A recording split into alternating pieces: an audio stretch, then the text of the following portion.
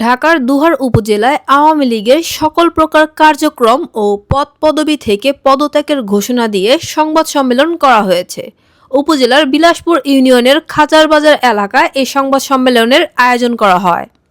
পদত্যাগকারীরা হলেন দুহার উপজেলা আওয়ামী লীগের সদস্য মোহাম্মদ আবুল কাশেম মেম্বার, আক্কাস শিকদার ও বিলাসপুর ইউনিয়ন ৫ নং ওয়ার্ড আওয়ামী লীগের সাধারণ সম্পাদক ডাক্তার আজাহার মিয়া।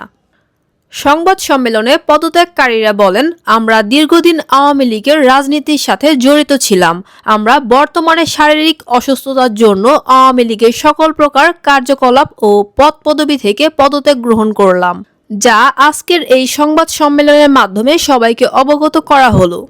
সংবাদ সম্মেলনে প্রশাসনের উদ্দেশ্যে বক্তারা আরও বলেন, দীর্ঘদিনের রাজনৈতিক জীবনে যদি আমাদের কোনো অন্যায় বা ভুল ত্রুটি থেকে থাকে তবে তা সুষ্ঠু তদন্তের মাধ্যমে আইনের আওতায় এনে বিচার করা হোক। তবে আমরা যদি নিরপরাধ হয়ে থাকি এবং কোনো অন্যায় অপরাধের সাথে জড়িত না থাকি তাহলে আমাদের যেন কোনো প্রকার হয়রানির শিকার না হতে হয়। এ বিষয়ে আমরা প্রশাসনের কাছে সহায়তা চাচ্ছি।